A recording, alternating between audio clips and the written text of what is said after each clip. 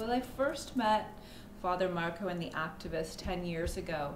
when I was filming my first documentary about a small town in Peru's Andean mountains that was poisoned by a mercury spill. And Father Marco just struck me as being a very amazing, incredible person, almost like a Gandhi type figure for Peru. So I filmed Father Marco, and he didn't want to be in the first film because he always insisted that the farmers were the real heroes of the story, even though he's Peruvian and he's from the mountains. But I kept filming Father Marco, and every time he and his group of young activists were involved in something like a blockade of the highway or a negotiation or anything happened, I would go and film that, not really knowing why I was filming it, but just feeling that instinct that you sometimes feel as a filmmaker that you should be filming something. And I just saved all of that material over the years, and actually the material spans over a 10-year period in the film. And then in 2006, when Father Marco realized that he was being followed by people who were taking photos of him and videotaping him, and he started receiving threats,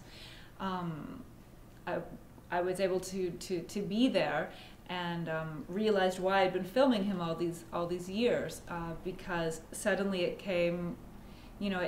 clear that we had to make a film about this spy operation and all of the risks and dangers that the activists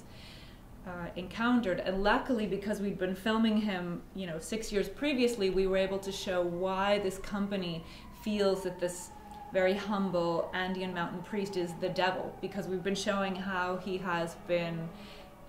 standing up for farming communities and getting under the company's skin for the past 6 years.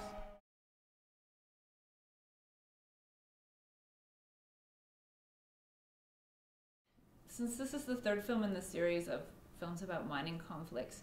we'd been in situations where we'd been tear gassed before, and in Peru, I've been working as a journalist in Peru now for 14 years. So even as a print journalist, I'd been in a lot of situations like street brawls, and I worked in Africa before that. So you become a little bit used to it, and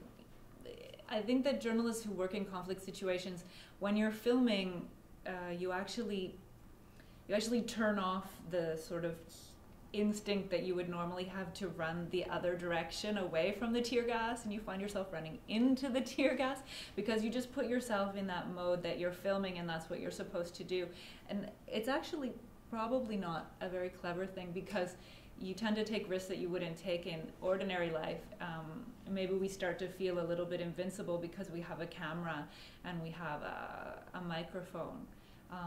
That's what's happened when you're filming, and then you don't really think about the danger until you're sitting in the editing room and you say, oh my God,